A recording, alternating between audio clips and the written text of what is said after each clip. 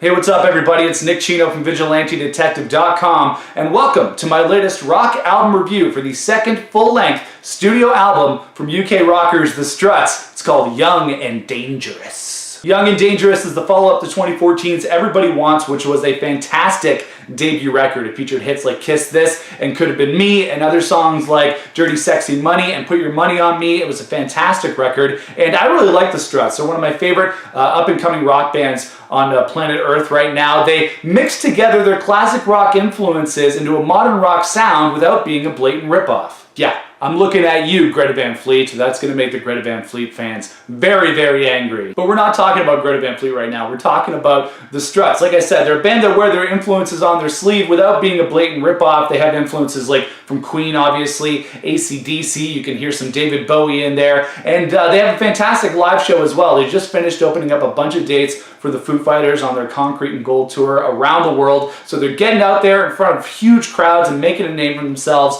Their frontman, Luke Spiller, is one of the best frontmen out there right now. Obviously, he's got a little bit of a Freddie Mercury vibe, but this guy is just a complete package, and I'm happy to say that with this second album, Young and Dangerous, the Struts should be making a hell of a lot more fans. Alright, so let's get to the songs that I really enjoyed on Young and Dangerous. First song on this record is called Body Talks, which was a little bit of a grower for me. I didn't love it when I first heard it when the Struts released it a couple of months ago, but you know what? This song has really grown on me, and you know what? I think it's one of my favorite songs on the record. It's a super strong single. Prima Donna Like Me was another, kind of glam rock, T-Rex kind of song that the Struts do so well. In Love with a Camera was another great song. The band kind of explores more stadium rock territory on this album, and that's something that they do very well on pretty much all the songs on this record. They're the kind of songs that you can see people singing along to at a big stadium rock show. There's also a little bit of Def Leppard in there, which I always enjoy. Bulletproof Baby was one of my favorite songs on this record. It had a little bit of a vibe of Could Have Been Me from the last record, a little bit of a rewrite vibe, but I really dug the production on that song. It had a killer solo, and the thing that I enjoy about the Struts is that they managed to pull together those classic rock influences with modern rock, 2018 production, which keeps them from sounding like, just like a classic rock band entirely. They do have a modern rock sound.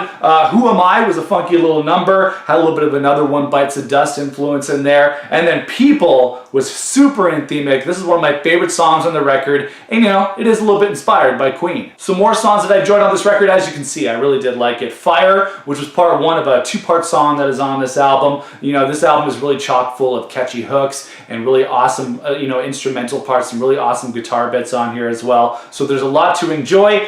Freak Like You had some awesome saxophone in it, sounded a lot like David Bowie, and then you had Ashes, which was part two of Fire, a nice piano-driven rocker that was a great closeout to the album. There was also a bonus track on this album that I heard on Spotify, which is their version of Body Talks with pop singer Kesha. Now, I know a lot of rock fans might not be totally into the idea of a rock band collaborating with a pop star like Kesha, but I actually thought she contributed a lot to that version of the song. It's already great on its own, but Kesha's a pretty good singer, and she gives a good energy to her duet with Luke Spiller, so I did enjoy the version of Body Talks with Kesha. As for the lowlights on this record, for me, there weren't a ton, but there were a couple of songs that didn't really grab me right off the bat. There was Tadler Magazine. It was kind of like a drunken British sing-along. It's kind of like a, the type of song that a bunch of British lads will be singing to in the pub. And also another song on this record called I Do It So Well, which had a spoken word kind of verse that just bugged me, even though Luke Spiller